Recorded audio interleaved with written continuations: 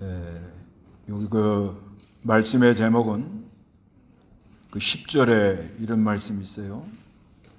천사가 그들에게 말하였다. 두려워하지 마라. 보아라. 내가 너에게 온 백성이 크게 기뻐할 복음을 전한다. 이렇게 말씀했는데, 그래서 오늘은 온 백성이 크게 기뻐할 복음이라는 말씀으로 은혜 받으려고 합니다.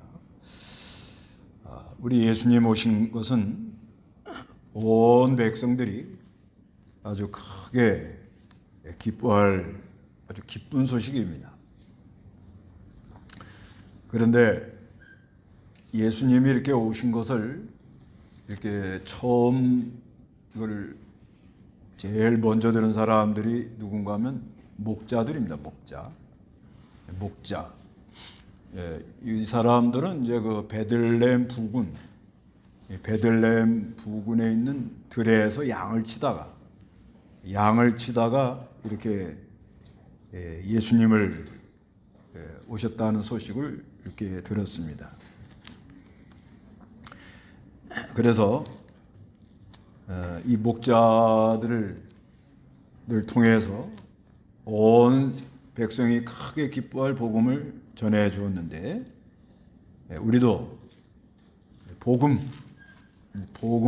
들은 사람 어떤 자세로 나가야 복음을 듣고 또 복음을 들음으로 말미암아 어떤 역사가 일어나며 이 복음을 어떻게 전하는가, 이거를 살펴보려고 합니다. 먼저는 이 시대적 상황, 그게 이제 1절에서 3절까지 나오는데 1절에서 3절을 한번 읽어보시기 바랍니다. 그 무렵에 아우구스투스 황제가 칙령을 내려서 온 세계가 호적 등록을 하게 하였으니, 이 첫 번째 호적 등록은 구레노가 시리아에 총독이었을 때 실시한 것이다. 모든 이들이 호적 등록을 하기 위하여 각각 자기 고향으로 갔습니다. 그 시대가 아우구스투스 황제, 로마 황제인데, 이 사람은 주전 31년에서 주 14년까지 이렇게 45년간 로마를 통치했다고 그럽니다. 그런데 이제 이 사람이 이제 세금을 거들라고 온 세계가 이렇게 호적을 하도록 이렇게 칙령을 내려가지고, 그래서 이 첫 번째 호적 등록은 구레노는 이제 총독입니다. 총독. 수리아는 이제 이스라엘 나라하고 다 이렇게 섞여 있는 수리아 전 지역을 로마 황제의 명을 받들어서 총독, 구레노, 시리아 총독이 있을 때 실시한 것이다 그래요. 그래서 이 총독 때 아마 2번 했다고 봐요. 2번. 주전 4년경, 주후 7년경. 그래서 모든 이들이 호적을 등록하기 위하여 각각 자기 고향으로 갔는데요. 이건 이제 우리에게 하나님이 뭘 말씀하는가 하면, 하나님께서 하는 이 구원 성취, 하나님이 하는 구원 역사를 이 세상 나라 왕들을 통해서, 또 이 정치하는 사람들을 통해서 이루어나가고 있다는 것을 여기 말씀하는 겁니다. 그 시대적으로는 로마 시대가 상당히 강한 시대고, 이때 당시 학대를 많이 받았죠. 핍박이 많았고. 그래서 로마 시대를 하나님이 통해서, 로마 시대는 이게 교통이 많이 발달되어 있었던 시대입니다. 그때 당시가. 그래서 이 로마를 중심해 가지고 유럽이 이 아프리카 쪽으로 나가고, 또 이 아시아 쪽으로 들어오고, 그런데 아주 로마가 상당히 그러니까 이 교통이 발달되어 있다고 봐요. 그래서 하나님께서 어느 시대나 그 사람 왕 또 나라를 세워가지고 그거를 이용해 가지고 이렇게 복음이 전파되도록 그렇게 역사를 합니다. 그래서 그 바벨론 같은 나라는 바벨론은 이제 주전 586년경쯤에 이스라엘 나라를 침공했는데 그 나라를 통해서는 이스라엘 백성들을 회개시키는 그런 일을 하셨죠. 그래서 애굽에서 나와서 가나안 땅에 들어가서 이제 하나님을 잘 섬겨야 되는데 가증하고 혐오스러우고 가증한 우상을 섬겼기 때문에 하나님께서 그걸 회개시키느라고 바벨론을 들어가지고 징계를 해서 바벨론에 가서 70년 포로 생활하도록 그렇게 하죠. 그 다음에 그 페르시아 제국을 통해서는 해방 고레스의 마음을 감동을 시켜가지고 고레스 왕이 갑자기 이스라엘 백성들 다 나가라 이렇게 나오는 거예요. 그것도 하나님이 역사를 주장한다 이렇게 보는 거죠. 그 다음에 이 헬라를 통해서는 헬라 이 언어, 그래서 그 신약 성경은 헬라어로 기록이 되어 있어요. 헬라어 말. 그 복음 전하는데 가장 이게 중요한 게 말입니다. 말이 비슷하고 말을 번역을 해야만이 복음이 나가거든요. 근데 그때 당시 헬라 문화가 왕성해가지고 헬라어로 신약을 기록하고 또 구약 히브리어로 되어 있는데 이거를 헬라어로 이렇게 번역을 했어요. 70인역이라 그럽니다. 그래서 그런 걸 가지고 그 시대를 이용해 가지고 이 복음이 전파되도록. 그리고 이제 로마 시대로 넘어와서는 로마가 이렇게 사방팔방 여러 곳으로 복음이 전파될 수 있는 그런 나라였습니다. 그래서 사방팔통 여러 가지 이렇게 연결이 되고, 그래서 하나님께서 언제든지 이 세상 나라의 정치하는 이런 걸 통해서 복음을 전하고, 그런 일을 통해서 하나님이 하고자 하는 일을 성취해 나간다. 우리가 이거를 좀 알아야 됩니다. 그래서 교회에서 뭐 매일 정치 얘기만 하면 안 되지만 그래도 이 돌아가는 것을 어느 정도 알아야 됩니다. 알아서 그 시대적인 하나님의 뜻이 무엇인가 이거를 알고 나가는 게 아주 중요합니다. 그런데 이제 그때 이제 호적을 하라 하니까는 이 요셉이가 다윗의 자손인단 말이에요. 그런데 이 북쪽 나사렛, 북쪽의 나사렛에 있었습니다. 그런데 이 사람이 다윗의 자손이니까 베들레헴으로 가야 돼. 베들레헴. 이 베들레헴 다윗은 그 베들레헴이라는 말은 떡집이라는 뜻이거든요. 그래서 이제 베들레헴으로. 근데 그 키로수가 얼마가 되는가 하면 한 144km라고 그럽니다. 144km. 그 여기서 어디 정도 가는 거 하면 저 구미 정도 가는 거예요. 구미가 한 150km 좀 넘더라고요. 근데 거기를 아마 그때 뭐 나귀나 하나 타고 갔겠죠. 나귀를 타고 가는데 자기 부인이 지금 아이를 가집니다. 근데 그때 당시 이 호적할 때 여자들은 안 가도 된대요. 그리고 그때 당시 로마는 호적을 할 때 그 자기 있는 지역에서 그냥 하도록 그렇게 했답니다. 그런데 이 이스라엘 나라는 그 지파 의식이 굉장히 강하거든요. 자기 그 지파로 가는데 여자는 안 가도 되는데, 근데 요셉이가 자기 부인을 이렇게 데리고 갔다는 거예요. 그러니까 이게 산딸이 다 돼가지고 나귀 타고 144km를 갔다 그러면은 이게 보통 일이 아닌 거거든요. 보통 일이 아니에요. 그래도 우리 예수님이 어디서 태어나요? 베들레헴. 그 성경이 어디 있어요? 미가서 5장 2절이 있거든요. 그거를 성취하려고 어떻게? 마리아가 고생을 많이 합니다. 그 미가서 5장 2절 보세요. 미가서 5장. 미가서는 구약 1198쪽, 제 성경으로 1198쪽, 미가서 5장 2절 읽어보세요. 2절 그러나 너 베들레헴 에브라다야 내가 유다 족속들 가운데서 작을지라도 나를 위해 이스라엘을 다스릴 자가 내게서 나올 것이다. 그의 근원은 태고적 영원부터이다. 예, 이거를 기록해 놓으시고 이 약속대로 이것이 성취되려고 하니까, 그러니까 한 144km 된 먼 거리를, 뭐 그때는 자동차도 없고 그래가지고 이게 이제 아기를 이렇게 잉태해가지고 거의 산딸 다 된 거잖아요. 다 가지고 이제 베들레헴 왔는데 베들레헴에 있을 곳이 없어가지고 어디로 갔어요?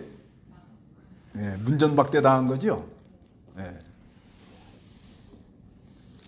여러분 저 인생 살면서 문전박대 당해 보셨어요?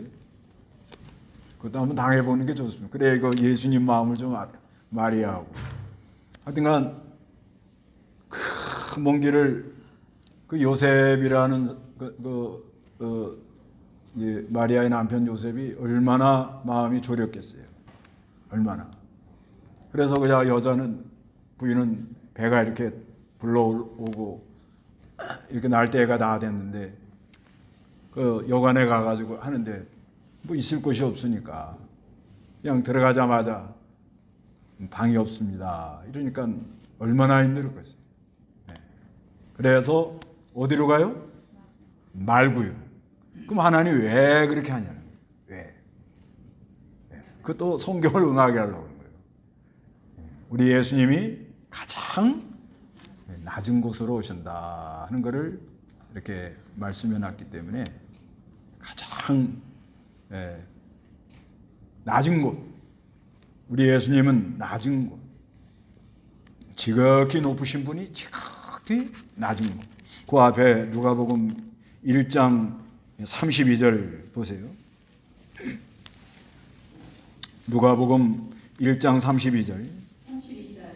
그가 위대하게 되어 지극히 높으신 분의 아들이라고 불릴 것이다. 주 하나님께서 그에게 그의 조상 다윗의 왕위를 주실 것이다. 예, 그가 위대하게 되어 지극히 높으신 분의 아들이라고 불릴 것인데 주 하나님께서 그에게 그의 조상 다윗의 왕위를 주실 것이다. 이렇게 말씀을 합니다. 그래서 지극히 높으신 하나님이 지극히 낮은 곳으로 이렇게 오게 되므로, 그래서 말구유로 이렇게 감서, 그래서 우리 예수님은 고난의 자리로 가고 우리의 모든 것을 다 치유라는, 우리가 이제 주님 따라가다 보면, 주님을 따라가려면 고난을 많이 받도록 그렇게 되어 있거든요. 그렇게 되어 있는데 그거를 다 채우랬다는 거죠. 이제 히브리 4장 이제 15절에 그래요. 우리에게 계신 대제장은 우리의 연약함을 치유하지 못한 분이 아니니 모든 면에서 마찬가지로 시험을 받으셨으나 죄는 없는 분이시기 때문이다. 이렇게 말합니다. 그래서 하나님이 말씀이 육신이 되어 사람 되어 가지고 우리가 이 주님을 따라가는 데 오는 모든 고난을 다 채우래 가지고 이렇게 오시기 때문에 가장 낮은 것으로 이렇게 오셨습니다. 그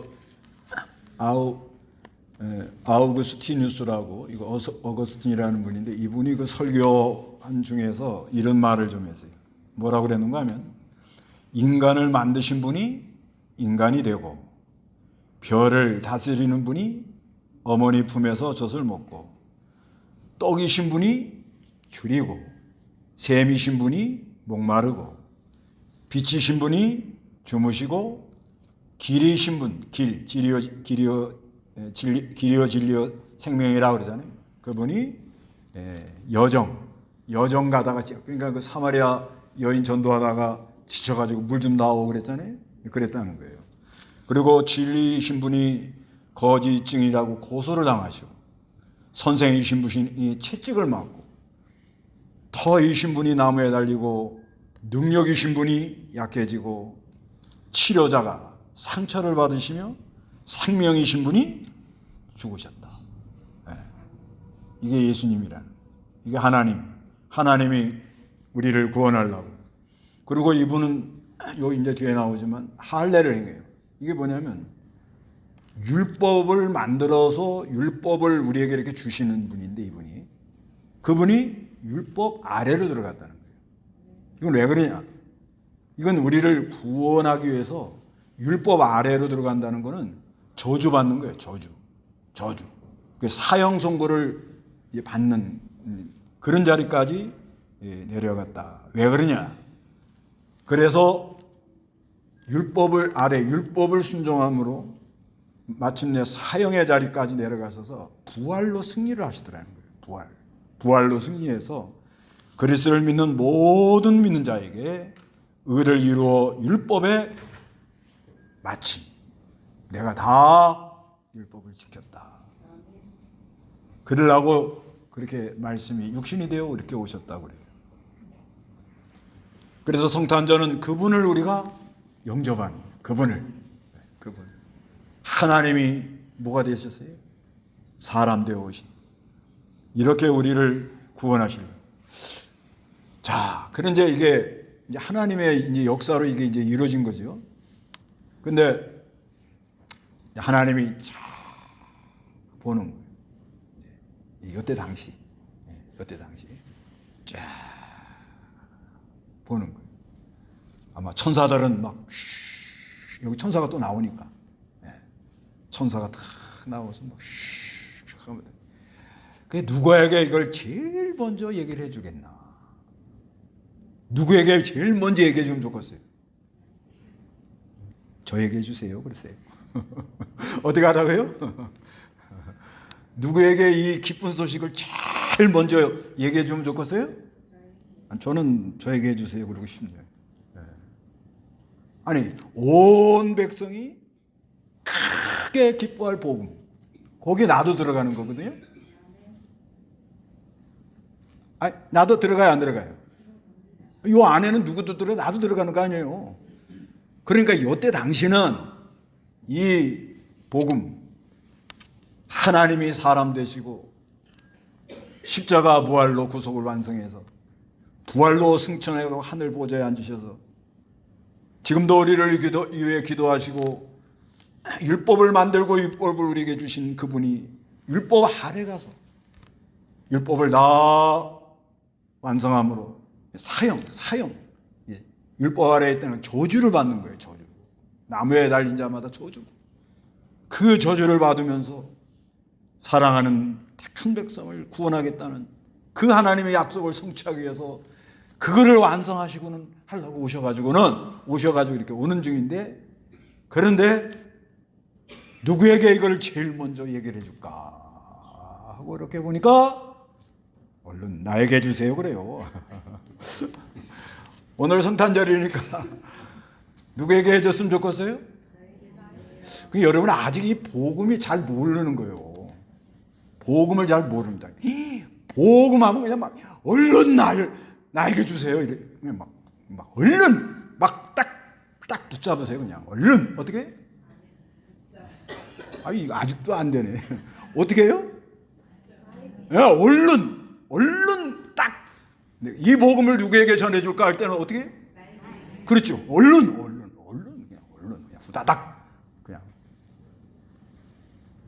먼저 가가지고 그냥 들키시면. 근데 이때 당시는 누구지? 목자. 이 목자. 목자만 이렇게 되는 게 아니고 온 백성에게 크게 미칠 이 복음, 크게 기뻐할 복음이라 그러니까 우리에게도 이런 역사가 있다 이렇게 믿는 거거든요. 근데 이 목자가 그때 당시 아주 천대받는 사람들이에요. 목자, 아이고 그건 뭐 양 똥구멍만 보고 사는 사람들 이러면서 아주 무시당하는 거예요. 그래서 우리도 좀 천하게 태어난 걸 감사하세요. 네, 다 뭐 나도 뭐다 뭐 이러시겠지만은, 네, 하여튼 우리가 이렇게 비천하게 태어난 신분에 뭐 높고 낮음은 없겠지만, 그래도 하나님이 복음을 듣게 하려고 아주 비천한 천대받는 그런 자리에 태어났다는 것을 감사하시기 바랍니다. 그리고 이 사람 있잖아요. 여기 보면은 자 8절 다 읽어보세요. 시작. 그 부근의 목자들이 들에서 지내며 밤새도록 그들의 양떼를 지키고 있었는데 주님의 천사가 그들에게 나타나고 주님의 영광이 그들을 둘비치니 그들이 몹시 두려워했다. 천사가 그들에게 말하였다. 두려워하지 마라.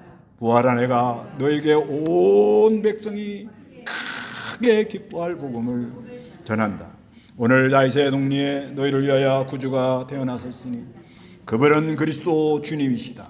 너희가 포대기를 싸서 구유에 누워있는 아기를 볼 텐데 이것이 너희에게 주어진 표적이다.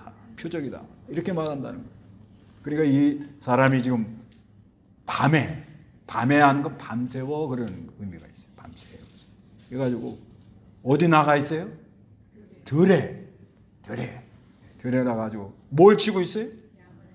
그러니까 이게 이 사람이 뭐예요? 자기 할 일을 충실히 하고 있었다 이 말이죠. 자기 할 일을 어떻게? 자기 그 목동은 양을 잘 돌보는 게 자기 할 일이에요. 자기 할 일. 그러니까 주님을 이게 이제 이 예수님이 오신 소식을 여기 목자에게 말해주고 요 뒤에 가면 시므온, 그 다음에는 안나 할머니. 그래서 시므온은 이스라엘의 위로를 기다린 사람이라 어저께 그랬잖아요. 그리고 그 안나 할머니는 성전을 떠나지 않고 혼자 돼가지고 약 60년간 늘 성전에 있던 여선지자예요. 이런 세 사람이 나오거든요. 이렇게 세 사람이 나오는데, 그런데 이 목자 이 사람은 특징이 뭐냐면 자기 할 일을 충실히 하고 있었다. 그러니까 언제든지 우리가 이제 이때 당시 로마 식민지고 유대교는 의식에 빠지고 교권주의로 나가니까 사람들이 많이 힘들어하는 그런 시대였거든요. 그렇기 때문에 그에게 메시아가 올 거다. 그 메시아 고대 사상, 메시아를 기다리는 그런 마음. 그러면서 아마 들에 나가서 양을 치는데 아마 메시아를 이렇게 고대한 거예요. 고대하면서 깊이 묵상하는 가운데, 그런데 갑자기 하늘에서 뭐예요?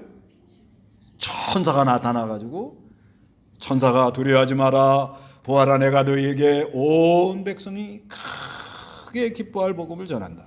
오늘 다윗의 동리에 너희를 위하여 구주께서 태어나셨으니 그분은 그리스도 주님이시다. 너희가 포대기에 싸서 구유에 누워있는 아기를 볼 텐데 이것이 너희에게 주어진 표적이다. 이렇게 말을 한다는 거예요. 얼마나 이게 막 아주 그냥 굉장한, 이걸 기이하게 여겼다고 그러거든요. 놀라는 거예요.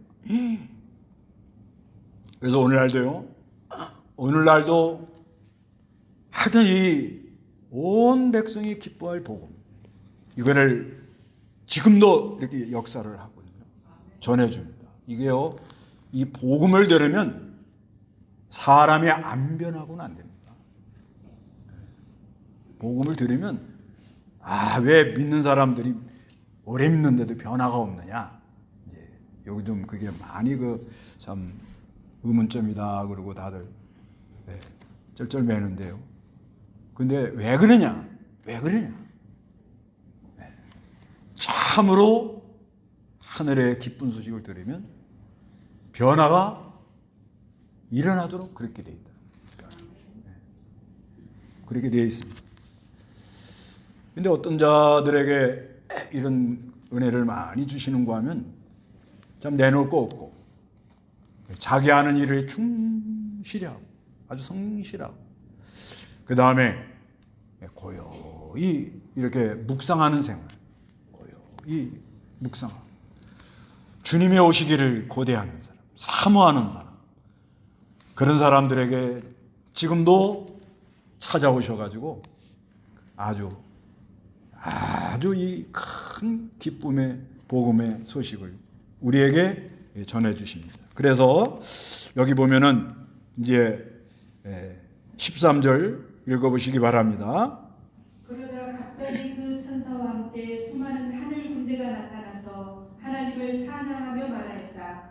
지극히 높은 곳에서는 하나님께 영광이고 땅에서는 하나님께서 기뻐하시는 사람들 중에 평화이다. 예. 그래서 갑자기 또 천사와 함께 수많은 하늘의 군대가 나타나 가지고 하나님을 찬양하며 말하였다. 지극히 높은 곳에는 하나님께 영광이다. 땅에서는 하나님께서 기뻐하시는 사람들 중에 평화이다. 지극히 높으신 곳이라는 것은 우리 하나님 계신 곳은 아주 지극히 높은 곳이고 거기에는 하나님, 그 왜 하나님의 영광이냐? 하나님의 큰 사랑이 나타났다는 거죠. 하나님이 우리를 얼마나 사랑하고 하나님의 뜻이 성취되며 택한 백성을 구원하시고 이 십자가 부활의 구속을 완성함으로 마귀를 완전히 멸할 수 있는 그런 이 능력이 하나님께로 나오기 때문에 이게 하나님께 영광이 되고, 그리고 땅에 기뻐하심을 입은 사람이라는 건 우리 택한 백성들을 말하는 거예요. 우리 택한 백성. 우리 택한 백성들은 이걸 하나님이 복음을 선물로 주거든요. 선물로 줘가지고 이게 믿어져요. 믿어지면 평화가 온다는 것은 첫째 마음에 그렇게 하여튼 이 마음이 복잡하다가도 복음을 들으면 마음에 뭐가 와요? 평화가 오는 거예요. 평화. 마음에 평화가 오고 그 개인마다 평화가 오기 때문에 가정에 평화가 오고 그 다음에 분쟁이 사라지고 지금도 전쟁하는 곳이 있잖아요. 그래서 이 전쟁 역사를 보면 성탄절 이제 되면은 조금 한 5일이나 3일 쉬자. 그래서 서로 빤히 보면서 고요한 밤 고요한 밤 이러면서 하다가 또 딱 시간 지나면 또 총뿌리 겨누고 싸우거든요. 그만큼 이 주님의 오심으로 우리에게 뭐가 오느냐? 평화가 와요. 그런데 15절 읽어보시기 바랍니다. 천사들이 그들을 떠나 하늘로 올라간 뒤에 목자들이 서로 말하기를 자 베들레헴에 가서 주께서 우리에게 알려주신 이 일이 일어난 것을 봅시다 하고 그들이 급히 달려가 마리아와 요셉이 그리고 부유에 누워있는 아기를 찾아서 그들이 보고 그 아기에 대하여 자신들이 들은 말을 그들에게 알려주니 이 말을 들은 모든 사람들은 목자들이 그들에게 전해준 말을 이상하게 여겼으나 이거 들은 다음에는 복음을 들은 다음에는 어떻게 해요? 가본다는 거예요. 복음을 들으면 진짜 그게 그러한가? 과연 예수가 오셨는가? 하고 베들레헴으로 가보더라는 거예요. 그러니까 복음을 들으면 반드시 그렇게 가도록 그렇게 돼 있는 거예요. 그러니까 가가지고 이 사람들이 아주 여기 이상히 여겼다는 말이 뭐냐면 놀랬다는 거예요. 옛날 성경은 기이 여겼다고 그러잖아요. 그러니까 이게 아주 그냥 깜짝 놀란 거예요. 이거 뭘로 이렇게 알게 되는 거 하면 성령으로 알게 되거든요. 그거 이제 시몬도 그렇잖아요. 시몬도 예수님이 이렇게 어린 이제 강보에 싸가지고 이렇게 갔는데 다 모릅니다. 근데 시몬은 딱 알아봐요. 네가 그리스도를 만나기 전에는 죽지 않는다. 그리스도를 만난 후에 내가 너를 평안히 놓아줄 거다. 이렇게 감동을 받아가지고 딱 보니까는 그리스도 예수를 알아보는 거예요. 안나 할머니도 그래요. 안나 선지자. 나이가 84세가 됐는데 그 당시 사람들이 못 알아봅니다. 그리스도를. 근데 알아봐요. 이 안나에 알아봐요. 오늘날도 우리가 예수가 하나님의 아들이다. 이분은 어린 양 되셔가지고 속죄 제물이 되어 오셨다. 이분은 나의 구세주다. 뭘로 이걸 알게 돼요? 성령으로. 성령으로. 그 성탄절을 맞이해가지고 참으로 복음을 들으시기 바랍니다.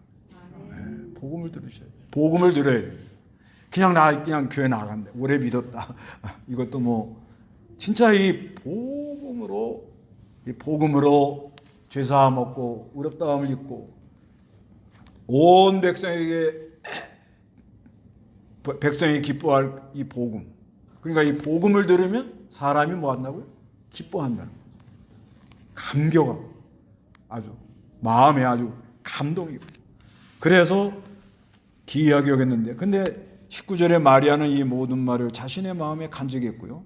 20절에 목자들은 듣고 본 것이 자신들에게 말한 것 같기 때문에 하나님께 영광을 돌리며 찬양하며 돌아갔다.